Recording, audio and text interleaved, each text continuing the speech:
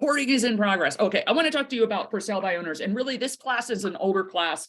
I don't have new ideas or new ways. It's just a background to thinking about for sale by owners. And then from there, you can go in so many different directions. I want to tell just a little bit about my experience, which I wasn't like a big for sale by owner. I sold for 13 years and then I went into management, but I wasn't a big for sale by owner. But when I was slower, or I was looking to find another kind of pillar of my business, I might do a good job on for sale by owners for a while. I was never consistent about it. But so how I wanted to start is just knowing, like, for sale by owners need your help. Almost always in any market, they really need your help. And you would think in the market that I'm going to give you a national statistic. You would think in the market that we kind of just came out of, where things were super busy for sellers, it's a total seller's market, that you would have seen more and more for sale by owners across the country. And it was the opposite was true. There were less for sale by owners in the last couple of years than there had been in probably ever. I think it's as NAR had been tracking the number, which was shocking to me.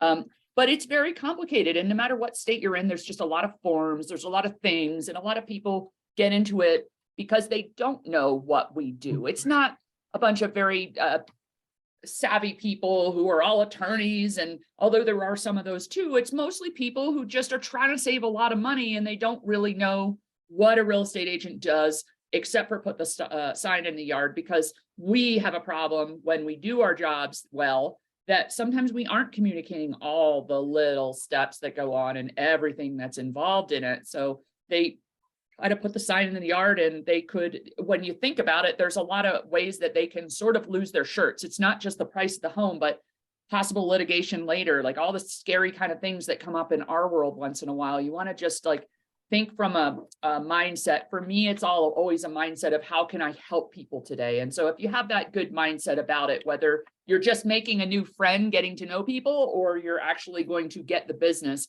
it's all worthwhile to do the best you can in that arena. So there are a lot of great stories. A lot of people in my office have done very, very well converting for sale by owners. We have this one lady, Chessie, in particular, Chessie Halaba, and she's probably been in business about 5 years now. And I know when she gets in a lull, and especially when she was newer in business, she worked those for sale by owners, and she'd come up with these $500,000-$600,000 listings. Where'd you get it? Where'd you get it? I always want to know where you got your business from so I can learn. And she always said for sale by owners. What did you do? And so she'd tell me some of her tips, and it really can take it.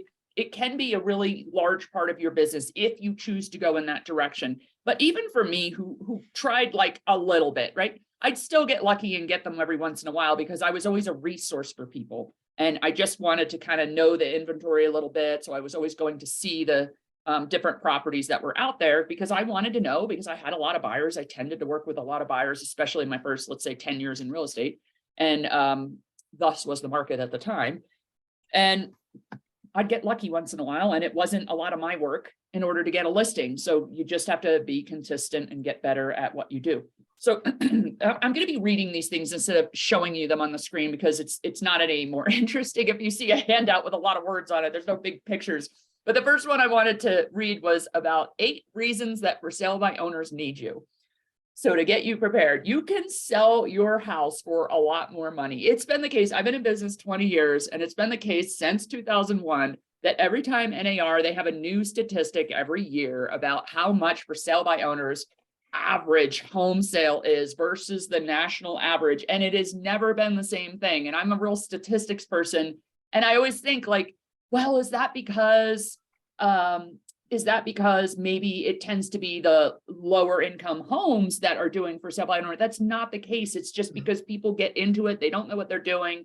And like the first thing the buyer does when they see a for sale by owner who's trying to save the commission is they whack off 30,000 or whatever the amount is on the price they're offering, because they say, well, you're going to save that much because you don't have an agent. I want to be the one that gets that money. And by that point, a lot of times the for sale by owners are just like, oh my God, I just got to get this house closed. We got to get into our next home. So I'm letting you know that that's just a thing, is that for sale by owners sold for, one of the quotes that I wrote down a few years back was 20% less than a salesperson assisted home, like a realtor assisted home. I don't know if it's still 20%, but it's something less, more than the Coldwell Banker Distinctives commission rate of 6%. At least it is in my office.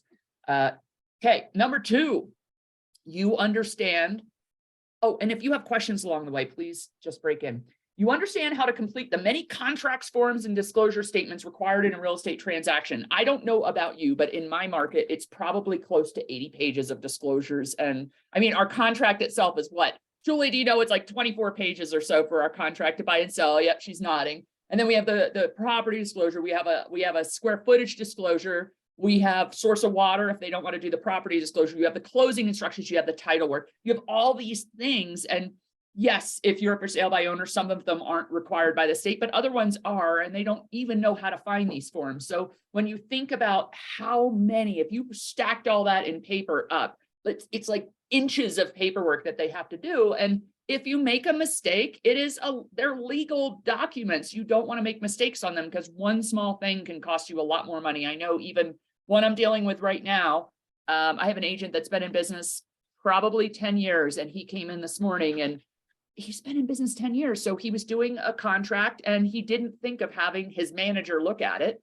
And he put something in the contract that ended up a month later, like coming back to haunt him. And he's so worried whether it might become litigious later, like after closing, the seller could possibly come back. So after the fact, like, oh, I missed that period right there in the sentence. It actually means something different now. So going at it on your own without the decades of experience your office has and your manager has is really, really hard. So you're not trying to scare a person into, gosh, you can't do that on your own. They can do it on their own, but you're just leaving yourself up. The way I kind of explain it, like if you got charged with burglary, right? And you're like, well, I want to save the money. I'm going to just go represent myself in court. And you're looking at like a 10-year sentence or something. Like you wouldn't do it, right? It's too scary to go do that. But people don't realize like we keep a lot of these scary stories from people, so they don't realize how hard it is if you make a mistake. So when for sale by owners after closing are surveyed by National Association of Realtors, the biggest thing they always say is, oh my God, I would never do it again, because the paperwork was the number one reason that it was very hard for them. You do this full time. That's number three. Often for sale by owners don't realize how many hours a real estate salesperson spends. Keep track of how many hours you work on each home you list and sell, and use this average to demonstrate to for sale by owners the amount of time they'll have to take from their free time in order to sell the home themselves. So you're talking about not just your time, but whoever's doing, well, I guess everything is online now. I'm such a paper person, but setting up showings and qualifying buyers and reviewing offers and reviewing title work and calling the lender and all those kind of things. So just knowing you have somebody who's doing it full time. So it is a great idea if you want to write down how many hours you spend on a typical, if you have a typical listing. When do we ever have that? But kind of keep track of your hours once and have an idea. Number four, you have the market knowledge to price this home competitively. For sale by owners may know what one or two homes near them have sold for, because that's totally the case. They might, and a lot of times they don't know what it's sold for. They just see the sign and the seller told them, oh yeah, I got 500,000 for that home. And they didn't get 500. It's more like 460 for the home.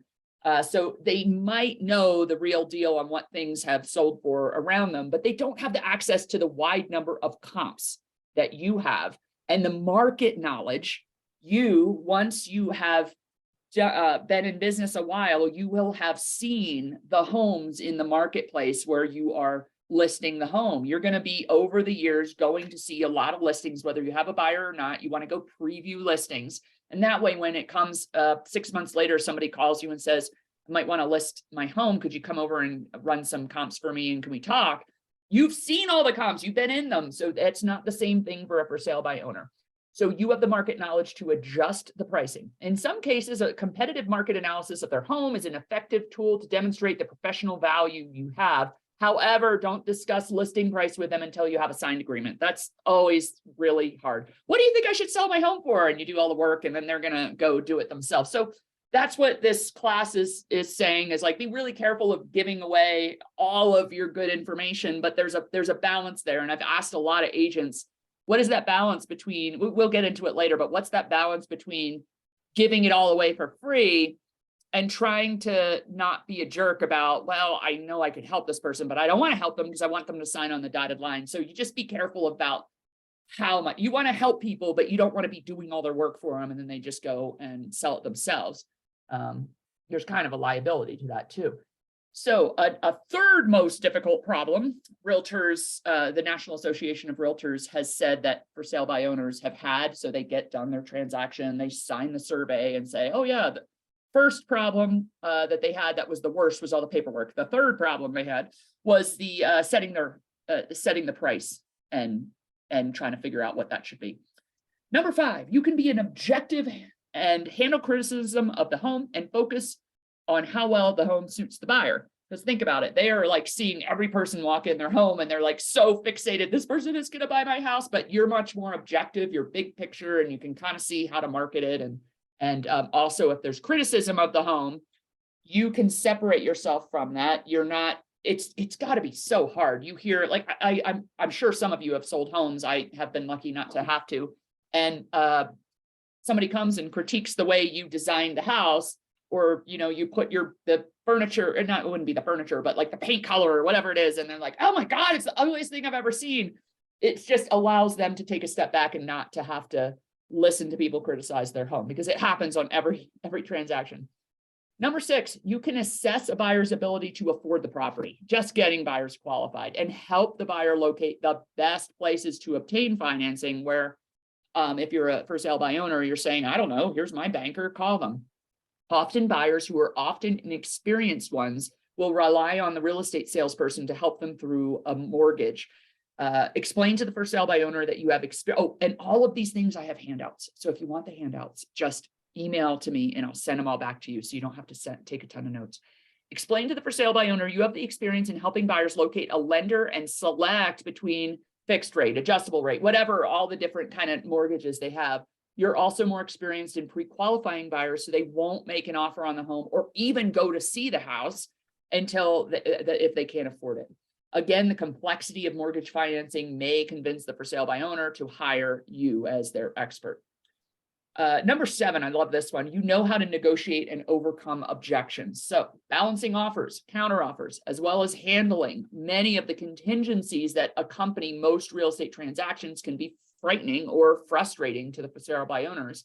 Compiling stats on what percentage of the list price you typically sell a home for, and use it to convince for sale by owners of your value as a negotiator. One trick I had is I had a listing presentation. You all have, like, the Coldwell Banker listing presentation is great, but a lot of people will take what we have and then add to it their personal pages. I have a page that was your agent, Heather Erb. I had the page which were my testimonials. I had a page, this is physical, so I can actually sit down. There are a lot of people that would like you to, maybe I shouldn't say a lot, but there is a segment of our community that would rather have you in person talking to them and not just some, hey, did you get my listing presentation in the email? Anyway, so I have all these pages that are extra to my listing presentation.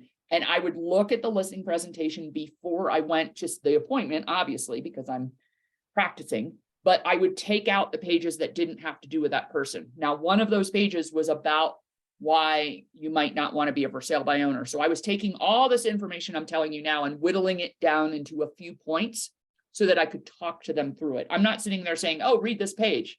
I wanted to explain, look, I know you're considering hiring me, but you told me that you might be selling it on your own. Let me just talk to you about that as a trusted person in the community. And then if you decide to go that way, I totally understand, but I'm letting you know that I've seen some kind of horror stories and want to just protect you from that if I had the opportunity.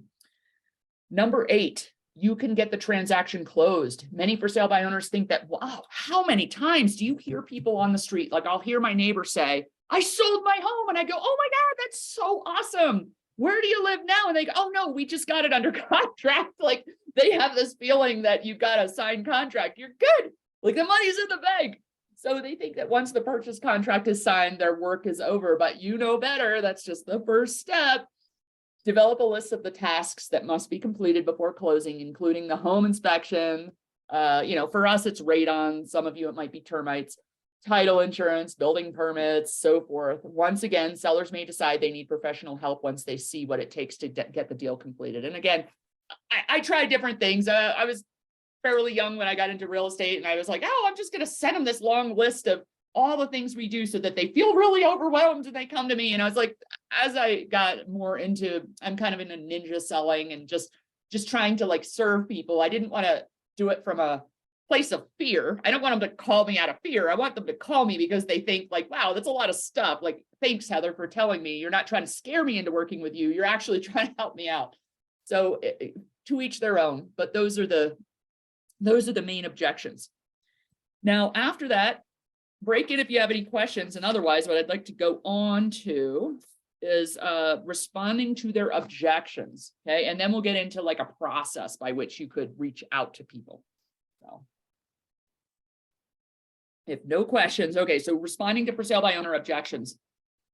Use these answers to suggest possible counters to some common for sale by owners objections. Again, I have these as a worksheet. One thing that I hear people say is, I'll get a buyer in no time. I've only had the house on the market a week and I've already had 3 people come look at it. So some of the most effective counters, does anybody have any they'd like to share that they've ever, if you've ever done this and you've used a counter with a for sale by owner, please break in and tell me what you've done, if anything works. Can you think of anything you would say to someone? Julie, I'm going to totally pick on you if you can get to your mute. If someone said like, oh God, I'll get someone and I'm not worried about it. What if it was this time of year in Vicito? Can you think of something you would be like, oh man. They just put their home on the market, snow's in the forecast. Yeah, yeah. Oh man, I don't know how I would. I know what I'd want to do. You know the angle. Put it this way. I do. Yeah, they're going to need help to sell that. Because what happens in your area in the winter? Yep, you get buried. Yeah, but Julie's area is a resort market, but not the kind you ski in. That's the market that is closed in the winter. Like the whole town goes away, and there's how many people live there full time? You got 50, 100?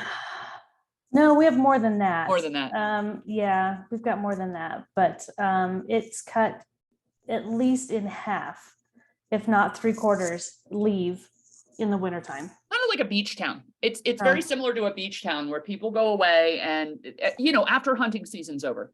And then, you know, once the snow hits, then it quiets. It's really, it's very busy during hunting season and then it dies down a lot. I used to be really good about getting my flyers by my listings, but I had to pull them the second I knew there was going to be a snowstorm because you're getting a ton of people pulling those brochure box flyers when they're on their way back from, you know, they got an elk or they got their deer and they're on their way home. But okay, here's what I might use for that.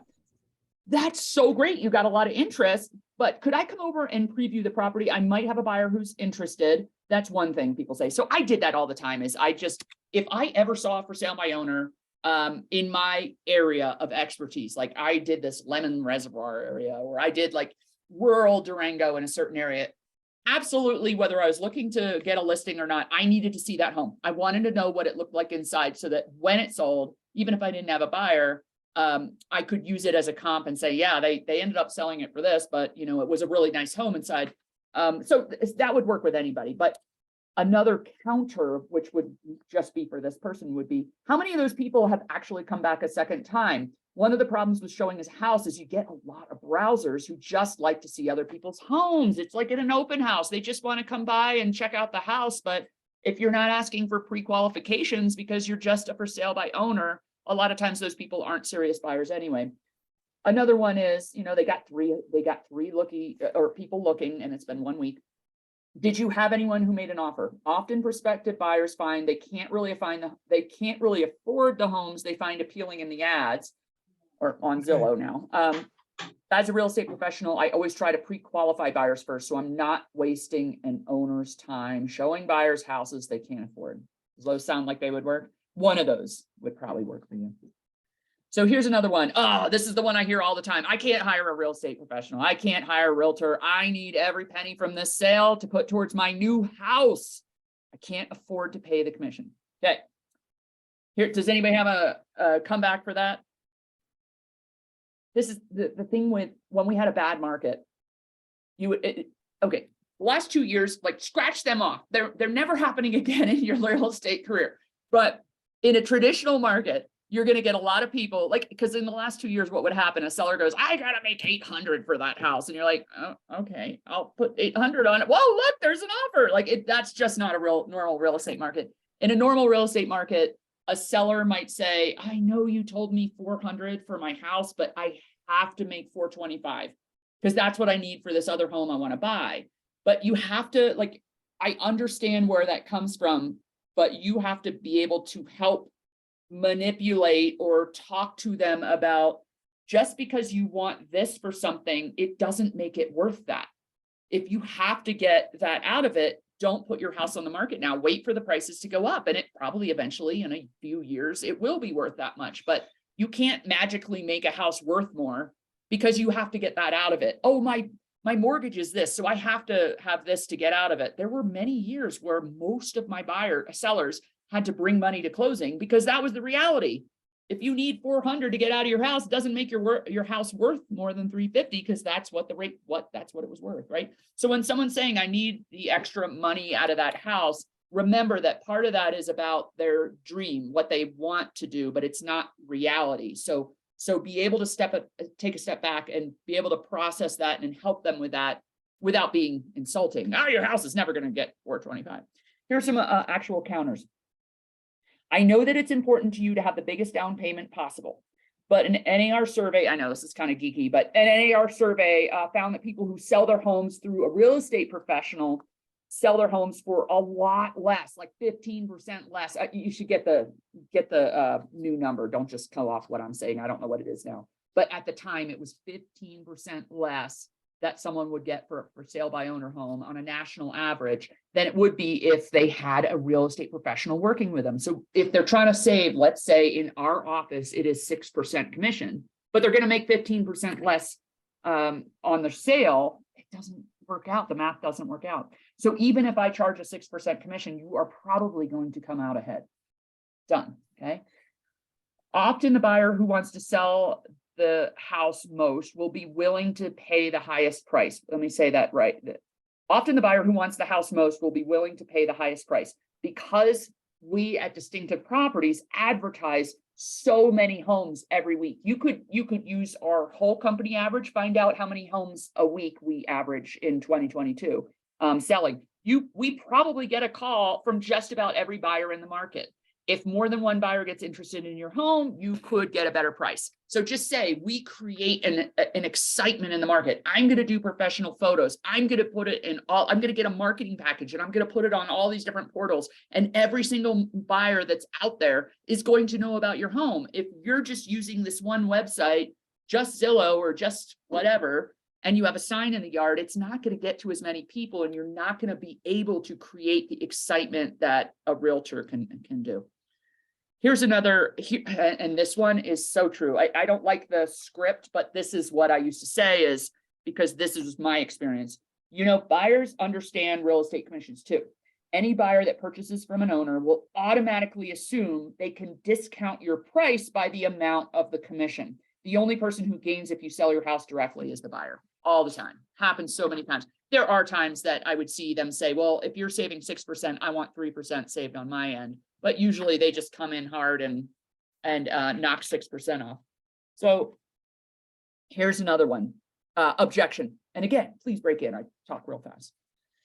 What do I need you for? I could put a sign up in my yard just like you would, or I could put it on Zillow just like you would. Here's the most effective ways back.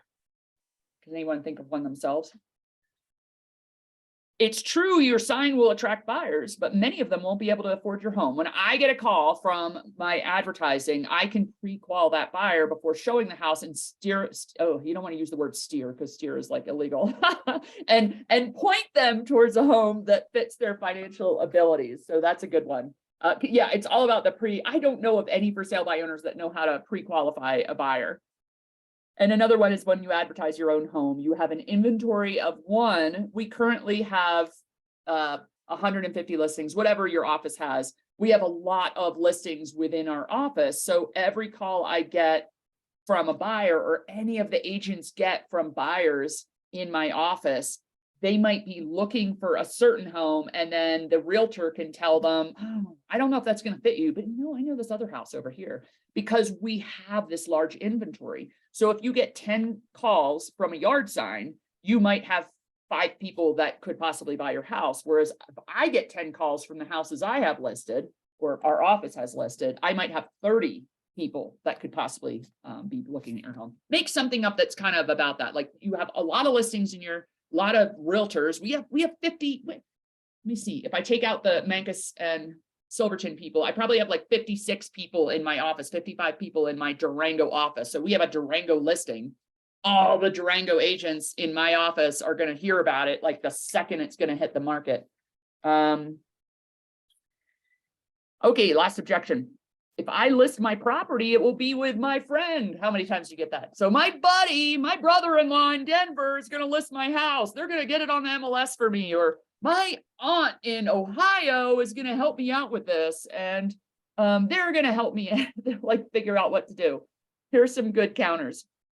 And this is so being a good communicator in real estate. You have to know how to do this because this is one you hear all the time. Like, hey, seller, like Julie, I know we talk about this. Hey, seller, I think your house will probably list best if we go somewhere between the 475 and 485 range. What do you think? Well, you know, my brother-in-law, yeah, he told me I shouldn't sell for less than 600. And you're sitting there like, okay, your brother-in-law. So knowing, well, what market is your brother-in-law in? Oh, no, he's in Ohio. Like it just has nothing to do with he knows nothing about it. So here's one. If I list my property, it will be with my friend in real estate who just got their license yesterday. The most effective counters are, it's great to be loyal to your friends, but you know that your home is probably your single biggest asset. Do you really think your friend is the person that you think can get the best price for your home?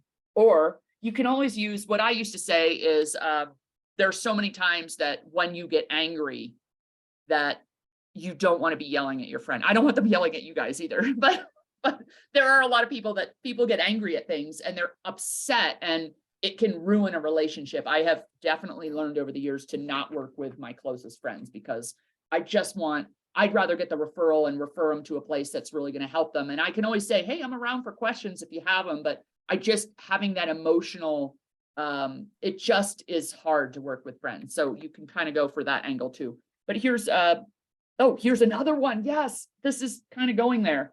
I've always found that the biggest problem with working with friends is it's really hard to fire them if they don't perform. You take such a risk of losing the friendship and wasting a lot of time if they can't sell your home. If you use me and I can't get your home sold, I am happy to let you move on with, we will continue to work, that kind of thing. Give me 6 months or give me 3 months. I will make sure I sell their home. And another one, can you afford to list your property with a friend for 60 or 90 days and take the chance that it won't sell? If you're planning on buying another home, that's a big gamble. Our company sells homes so fast in your area. Here's the average. And also consider, on that note, what was the other thing I usually say? Oh, that's like a ninja thing you can tell a seller is when, in the one I was just making up that they want 600 for their home. It's really worth about 490 or so. To be able to say, okay, and you need to use the body language too. You go, okay, 600. Do you what's your plan B if your home doesn't sell? And they're like, what are you talking about a plan B? Like my house is going to sell. No, like you put that in their mind and they go, oh, I don't know. I have to sell my home. It has to sell. When do you need to be in your next home? Well, we close in a month. I got to have this sold. So that's a way of framing it where you don't have a lot of time to waste. You got to get your kids in. You have kids and you just told me you need to be in a new school district by this fall. It's already July 1st. You have a timeline. You don't have time to waste because we need to be under contract by July 31st to make sure you can close by August 31st and be in your next home. So if you understand that and you put that timeline in front of them, that's really helpful too. Any questions on that? Okay, so here's a kind of a prospecting plan. And this is coming from the class that I learned. And then I'm repeating to you, but I'll also tell you that I was good in real estate. I mean, not real estate, with for sale by owners in like a little bit, but I wasn't really trying that hard. But I would go through these times where I'm like, I'm going to try for sale by owners. Nobody's doing that. So I have been told by someone in my office that Julie, you work a different area. So it's okay that I say this in front of all you because none of you are competing with her. She uses Craigslist. Craigslist is where the people who really don't know what they're doing are. They just are just don't, they're in the first steps. They haven't even figured out Zillow. They're just like kind of posting it and like hoping somebody's going to call. That was her best way of contacting people, is just looking on all those different places of people that were trying to sell their homes. For me, my first step was to just go and say, look, I don't have a buyer for your home right now, but I'd really like to see it because it's in an area that I do tend to sell homes. Do you mind, at your convenience, if you don't have to clean your house? I always said that. Do not, please. I just want to preview your house. I can look over any mess that you might have, but I just want to come see it real quick so I can get an idea of what you have going on. And they're just so happy, because especially with maybe not in this market that we're in, but let's say 6 months from now, they're going to be so happy that somebody reached out to them and wants to see their home. So don't be shy about just going to see it for market knowledge, right? And then when you're there, dropping off something that's of interest to them, something that can help them. Just, hey, while I'm here, here's some information about me. If you ever have questions about pre-qualifying buyers or anything that you're having trouble with, like, how's it going for you? You know, just asking them questions, just connecting with them. I know that I got one listing, I'll never forget. It was a little $200,000 condo, but I got it because they were collecting cards. This was in a bad market, of every realtor that came to try to do something. And I never pushed them, but I happened to have more buyers that looked at her home than anybody else. And she goes, oh, I'm automatically going with you. I didn't know how to pick a realtor. I was newer. I didn't know how to pick a realtor. You showed it 3 times. The other agents only showed it twice, and you were really nice. So I want you to sell my house. I was like, okay, so whatever works, right? So just go to see their house. And that's what the class taught me, was call the for sale by owner, introduce yourself, and don't be saying, I have lots of buyers in this neighborhood. Don't make anything up. Don't say, I have a buyer that might be interested if you don't. Just introduce yourself and say, I do a lot of business in the Durango area. I'd love to know what you have going on out there. So if I have someone that calls, I can come show them. Are you working with agents? That's another great question. Are you working with agents? And if they say no, say, would you mind if I still saw your home anyway? Because I just like to know about the homes that are for sale in my area. I promise I won't bother you anymore, but I don't think anybody would turn you down on that. So call them, introduce yourself, ask them about their price, their square footage. If a broker sold it, would they pay a commission? Most of the time people try to do it without any commission. And then they think about it and going, okay, I wasn't successful. Then they start adding a commission later. Set up an appointment to see the property, leave a personal brochure, view the property, and then try to build up a rapport with them. Ask them if they have any questions about the selling process. The day after contact, this works real well. You call them, and don't text on this one. It's a personal contact. Peggy, I'm looking at you. No, no, call them and say, thank you so much for your time. I really enjoyed talking to you. And ask if they would like to have a copy of the disclosures to view. That's one that the class always said, you can always drop off a bunch of disclosures. Just keep in mind, if you have contract software, and tell them, like, you can't use my, I want to show you what it is, but please don't use my copies. You have to find them online somewhere, because the problem is it's going to say like Julie Kaufel right on the side of it, or Heather Erb right on the bottom of it. So they can't be using your disclosures, but you want to show them what they are. Okay, so you could just drop them in the mailbox. You don't have to like go visit them. 2 days after dropping off the disclosure, it says mail information on how to qualify buyers with a note wishing them luck, but you'd be happy to talk if they decide to use a professional. 3 days later, so it's saying every day, call if they've had any other activity. See, I might wait. It just depends on the market. Call if they've had any more activity. Do you have any more questions that have come up from buyers? I mean, that happens when they have showings, they have questions. Would you like any information on how to do an open house?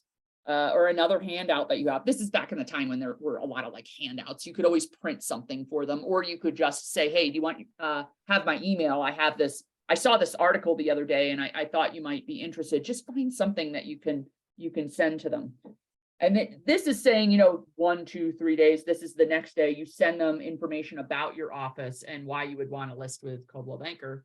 And then call them and see what kind of feedback they are receiving. That's another, I'm not going to go on the timeline here because it just seems like a little too much. If somebody called me this many times, I might not want to list. Maybe I would, I don't know.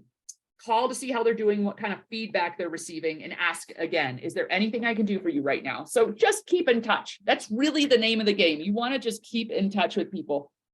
And here is a handout, 10 free things for sale by owners want. So again, I have this in a piece of paper that I can send to you. How to get your home ready for sale. And you can just use the ones that you use for sellers, you know, when you're trying to like get them to get ready and get their home on the market. How to conduct an open house, some sort of disclosure, you know, like property disclosures we have here. A list of the required property disclosure forms. So even if it's not the disclosures themselves, like a list of all the kind of disclosures that a realtor would use. A list of suggested inspections. I'm not handing over my people. I'm handing over the list of inspections and say, you just have to do some research and decide who you think the best professionals are. You know what I mean? Sellers and buyers net sheet for calculating what they will realize in the transaction. So again, you're not filling this out for them. You're just saying, hey, here's a net sheet I use. You're leaving it blank. And if you want to figure out how much you're going to net from the sale. Suggestions on ways to market their property, like listing on the MLS, obviously. Posting on different, you know, Zillow or Marketplace and Facebook or whatever websites that they can get on. Suggestions for the local paper, you know, anything that you use in your area to market properties. A brief overview of mortgage financing. All the lenders usually give you things on that, right? They give you like handouts of like mortgage 101, just kind of make it your own and hand it out. But always don't say like, oh, this is Bank Central's piece of paper. You want to make it into your own so it always has your information on it. A sheet explaining how to qualify buyers. A copy of the settlement statement, of a settlement statement, so they know what they're going to be looking at. And, you know, NAR will, or realtor.org will always have these kind of lists. So if you ever are like, I wonder what the newest handout is for sale by owners, like mine are very old because I haven't sold in a while. But if you go on the NAR's website, realtor.org, and just look into the search bar for sale by owners, you're going to get a bunch of different stuff that comes up. It does every time that I look. So just handouts, and my way of being, I wasted a lot of time when I was new in real estate because I just was giving everything away for free. Like Julie, you are like me in more ways than you know, because she's always giving free advice to everybody. And it's great, but then sometimes you don't get your buyer disclosure signed and they're going to go work with someone else, and it's just fine. That's just the way it is. And they will always come back to you. Karma is a thing. So if you're nice to people, it ends up working out because yes, they might sell their house and move away, but their best friend now wants to sell. And they go, you know, you got to call my friend Julie. She did a good job for me. I didn't end up using her, but I trust her. She's a great person. But what I would do is I'd just be giving all this stuff away. And I thought, God, like I'm never getting any of these listings. I'm obviously doing something wrong. So there really is a balance between saying, you know, you don't want to hold too much back, but you also don't want to, I would never price their home for them. I just think that's not okay. Like to be spending time, hours and hours of your time. Well, it does. It takes at least an hour of your time to be going through all the comps and everything. And then telling them what they should list for. You could do a listing presentation with them, but then trying to narrow down what it is. Sometimes you can't get away from it because you don't know the person is trying to go for sale by owner. They surprise you. It's happened many times to me. You go on a listing presentation. They take what you give them and then they go and like, oh, I'm going to list it myself. I'll call you if I have any problems. But there's a balance. Just try to learn it yourself, and you're going to have it go wrong a few times. And you go, okay, I'm going to learn from that. I'm going to kind of tweak it a little bit. But know that if they don't sell their homes, they usually come back to you. It always happens that way, or it usually happens that way. Trying to think of some other scenarios. Well, here's some scenarios. Here, you guys, can you still, oh, okay, we got a few minutes. Does anybody have questions? Otherwise, I'm going to go into scenarios and then we can wrap up from there. Hi, here's scenario A. Got to get my last here. The Smith family, a successful 2-career couple. She's in HR, he's an attorney. They have a kid. They've got a second kid on the way. They're moving up to a bigger home in a suburb with better schools. They're smart. They're selling in a strong market, and they don't know why they should waste money on you. Okay. You're not going to do much anyway. I know what I'm doing, especially with the attorney. They always think that. So what's their issue? What do you think that those people's issue would be? What is their biggest problem going to be about trying to sell a home themselves? Oh, Probably time. Do they have time to do it? You know, time. They have a busy, hectic life. So your response could be, you will have a lot more time for your job and your family if you let someone else take care of the details of selling a home. And especially for the mom to be, well, she's already a mom, but she's also a mom to be, the stress, oh my God, of having these people in and out of your home. Oh, here's another one. Another issue that they have. Intelligence. They think that they are smart and they can do anything that you can do. And that happens all the time. So your response would be, I'm sure you would be able to understand what's involved in the transaction, and your input on the best selling features of your home would be super valuable, because you want to say, like, I get it. You guys are super smart people. You don't ever want to come from that condescending type way where, like, you have no idea how much paperwork's involved. It's an attorney. He knows how much paperwork's involved. So just say your input would be super valuable, but I have experience on my side. I've been selling homes for, okay, you're newer agents in real estate, but just say my office has been selling homes in this area for 40 years, and I have been faced with so many different situations, or they've been faced with situations. After all, would you like to have your baby delivered by, oh God, no, oh yeah, you're talking about like babies. Like, would you want to go to the doctor who's had one baby, delivered one baby before, or the person who's had 100 babies delivered before? Come with a Coldwell Banker. Coldwell Banker knows what they're doing. We've done this before. It's about how much experience you have. So if something goes wrong, we know what to do. I think that would be a good response as well. Here's another scenario. I just got a few of these. I think I got like 4. Fred and Ethel, the Mertens have lived in their home for 30 years. Their children are grown. They're planning on moving to a condo they own in Florida. They think it'll be fun to show them around their beautiful home because they've spent so much time working on it. They're the sellers who love to show you their home. So what do you think their issues would be? Oh, let me repeat that. They already own the home in Florida. Okay, that's where they're moving. You have any issues you can think of? Let me give them to you. One would be the lack of urgency. They don't have to sell, right? They got a house already. They're not like worried about the payment or anything. So they already own a home. They don't need to sell by a set date. So one would be, this is a good way to think about it with people, is like, why waste your time? It's already, like I'm saying, it's already November. Why waste your time sitting around here waiting for your house to sell when you could be playing golf in Florida? If you list with me and leave the day-to-day selling in my hands, you can be all moved and settled in Florida in time for the holidays. Oh, perfect. This time of season. Here's another one. When people are super proud of their homes, they have a lot of sentimental attachment to everything about the house, and they've spent just so many years trying to make it what they wanted. And what happens is that there's going to be people that come that just don't want exactly what they have. And it's very emotionally hard to be showing people your hard work when a lot of them are just not going to be as emotionally attached as you. I think that's the way I would go for it. What it says on the sheet is, we advertise so many properties. We get a huge number of buyers coming through our office, many more than you're going to be able to find with your own promotions. I'm confident I'll be able to find the perfect buyer that's going to appreciate and care for the home as much as you do. Or if it's hard for a buyer to be honest about a home if you guys you're showing them your house and you care so much about it, those buyers are not going to be honest with you about whether they're actually interested, because they don't want to offend you. Whereas if you have that third party there, that realtor representing you, you can get more information about what needs to be changed in order to get your house sold. It might be that the price is a little too high, or we need to make a small home improvement or something like that to get the house sold. Whereas if they're talking directly to you, they're not going to want to tell you that because they don't want to offend you. That's a good response. Here's another one. The Proctors, another couple. They're a middle-aged couple with 2 children who moved here 2 years ago because of a company transfer. They had the world's worst experience buying their home through a competitor. How often does that happen? I hate realtors. And swore they would never work with a real estate salesperson again. They're also eager to move because Phil's company has transferred him again. So he has to start working in the new city in, let's just say, December or January. So what would be the issues there? Leaving the other members of the family alone, and you're separated from your spouse and family. Yep, absolutely. Plan B. What's your plan B?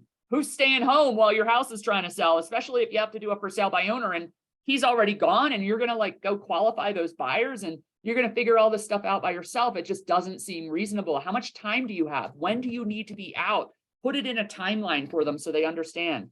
The other issue is going to be they hate realtors. So I was joking with somebody last night and then ran into somebody that was like the perfect example of it. I happen to be that realtor. There are a lot of attorneys that hate realtors. Let me just tell you that. There's a lot of attorneys that hate realtors. I happen to be that person that the attorneys used to work with. I don't know what it was about me, but they would be like, oh, I can't stand realtors, but you're okay. You're okay. So there's a lot of people out there that just, they've had a bad experience with someone. That person might have come across as being condescending to them or whatever it is. The person wasn't honest. They never picked up the phone. There's a lot of bad communicators out there. Let's just say that. So here's a response when you're talking to someone about, I'm never going to list with another agent. Oh God, you guys are all. So listen to them. Say, tell me more about your experience. I'm so sorry to hear that happen to you, and just listen to what they have to say. That's one of the best. What it says here is to actually say, I don't really know the circumstances of your last bad experience, so I'm not really in a position to comment on your last realtor. Unfortunately, in real estate, like every profession, has a few people who really don't belong in the business. If you don't give good customer service, you don't usually last a long time in real estate. So that's the good news. I've been in real estate and I have a really good success rate with my clients because I do pick up the phone. I do really care about each one of my clients. You can read, once you get testimonials, you can read some of my testimonials on my website or in my listing presentation. But if you want the chance also to talk directly with my clients, I know they'd be happy to talk to you. So try to get to see if that's okay with somebody that you do business with. If they've had a good experience, one thing they can do is, there's some people out there that really have a tough time hiring someone because it's such a big leap of faith, right? To sign on the line. But would you ever be open if somebody had to talk to another one of my clients? Would you be open to having a conversation? I can't imagine someone would turn you down, one of your past clients. And I've never had the experience where someone has called one of my past clients, but I've offered that to people before. So it's not a bad thing to do. Yeah. Anything else you could think of? I guess that happens a lot more on luxury sales. I could see on luxury sales, people wanting to do kind of like a reference check and checking with people. Is there anything else I could think of? Let me look for as I said, I'm a paper person. So is the person that taught this to me. Different scenarios, activity. That's really it. So, we're all coming up to goal setting, and I think it's super important. I know that in Coldwell Banker Distinctive, their goal setting, there's going to be a point where you're talking about where you're going to get your business next year. And as a new agent, you got to do what works for you. But there's a lot of times that as a newer person in real estate, you might say, I can't do that. But after you keep saying that over and over, how are you going to know what you do like doing until you actually try? If you're coming from the right place and it's a place of wanting to help people, then you should really put your mind to it and try it for a good few months of calling every for sale by owner there is. Just work it. Make that one of kind of the pillars of your business for a while and see if it feels good to you. I know, like Peggy Lou, you said, I'm great at texting. That would be like one pillar. Other people are Julie. She's super active in the Vicito community. That's another pillar. And then other people, it's, I do really well on social media. Okay, well, that's a pillar. And then another one might say, I do really great at Google reviews or farming or whatever it is. But for sale by owners can be a pillar of your business. And it's always very few agents do it well. It's usually a one-off. They will call. This is the most that 90% of all agents will do, or 95% of all agents do. Hey, I'm Heather with Coldwell Banker Real Estate. Hi, how are you today? And they're like, what do you want? Like, I see you're selling your house by yourself. Do you mind if I come over and talk to you about what I can do for you? Like, they never even ask, can I see your home? They never even care. They don't care. They're just doing it because they don't know what else to do. So if you come from a different place and you just try it, it's gonna work out, and it doesn't take any more than just some time and some thought into how your process would look versus, what you've seen out there before. And if you do know anybody who's good at for sale by owners, ask if you can buy them lunch or take them out to coffee and pick their brain a little bit. Most people aren't, even if they're a competitor in your office, they still want to help out other people. So I think that's another option for you too. So any questions before we get going? Yeah, I have a question. I had a for sale by owner situation recently in my neighborhood. The kid had inherited the house from his grandfather. House was pretty run down. He wanted to put one penny in it. And for life of me, I mean, I went to my toolbox, I mean, the whole thing, Coldwell Banker scripts, and I couldn't move the kid to convince him that he could, you know, benefit from my services. And I just know based on what he was asking, believe it or not, he could have gotten a lot more money, even paying a full commission, and still gotten a lot more money if I could have helped him. But he didn't have a dime in it. He had inherited the home, and he did eventually sell it, but I think he sold it for a lot less. And I just, that type of situation, I just couldn't convince him, to let me help him or give him suggestions, so. Yeah, Marshall, I think that I probably wouldn't have done anything different than what you tried, especially if you have all these tools in your toolbox already. The only thing that has worked for me that some people don't try is the heart to heart, where I tend to wake up in the middle of the night thinking about something. I know it's something I need to act on. So I might wake up in the middle of the night, and Julie had a question a week ago, and I might wake up in the middle of the night, and I'm not worried about her. I just start thinking about it and go, God, wonder if I could have done something more for that person. So I think that if that happened to me and I sit around in my free time and say, God, I know I could help this person, is that I would try to, at some point, and you might have done this already, or not already, he's already sold, but you call and you just say, hey, I've been thinking about you, or just stop by sometime. Well, I guess he doesn't live there. It's somebody else's house, and just say, I can't stop thinking about you. And I just want you to know, I know you're probably never going to hire me, but I just know that you are going to not get the kind of money out of this house if you don't hire someone. So whether it's me or it's somebody else, I'm just letting you know, I just can't stop thinking about what you're going through. And I know you're just really stuck on not wanting to work with a realtor, and that's okay. But I just had to tell you what I was thinking, and I can't get you out of my mind. And I just wouldn't be happy with myself if I didn't come and tell you what was coming in, what I was thinking in my heart. And so sometimes that is enough. Like the buyer that's sitting on the fence as the rates are going up, and they could buy a home, but in a year they're not going to be able to. And you just can't convince them to buy, but you can't stop thinking about them, and you don't know what else you could do for them. Sometimes I call people out of the blue and say, look, I got to get you both on the phone. I just got to talk to you. I was thinking about something, and I just need to say my piece. And if nothing else, they walk away knowing that somebody actually cared about them, and they weren't just trying to sell them something. But yeah, I didn't try that, that. some you just I think lose. that's a great idea. So. That's all I could think of. That's all I got. Okay.